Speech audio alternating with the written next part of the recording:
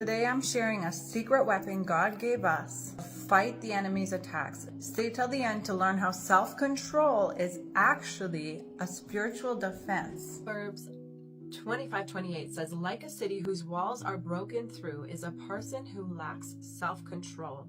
So this verse is really speaking to the fact that self-control is our defense. It is our defense and fence, like literally our barrier to keep the enemy out. So if we don't have self-control, he can literally walk into our city, walk into our house, and do whatever he pleases because we did not put up proper defense mechanisms to keep him out. And this is exactly how it is in spiritual warfare. We think that the thoughts that come into our minds are always our thoughts. And until you realize that there is so many thoughts coming into your minds, most of which are not your own. They come from the enemy, they come from God, they come from your own imagination. But ultimately, if you can't recognize where the enemy is beginning to attack you, you won't even realize that you are about to enter a war zone. And rather than being aware of what's happening in your own mind, you take that thought as your own and you roll with it. You didn't realize that the very first thought that came in was planted by the enemy. And that is actually where the initial warfare began.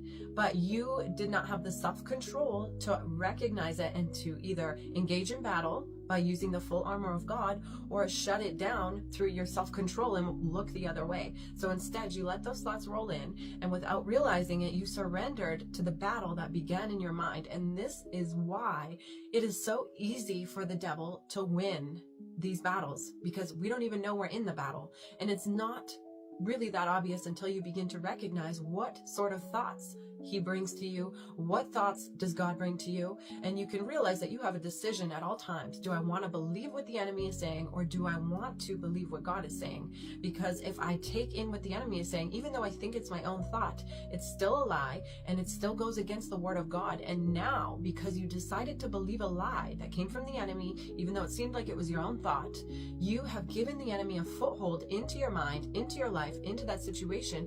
And now you are actually in sin, because sin is really just something that does not agree with what God has said is truth. And so now the enemy has a legal access point to come into your life and to do whatever he wants in that situation because you gave him a foothold.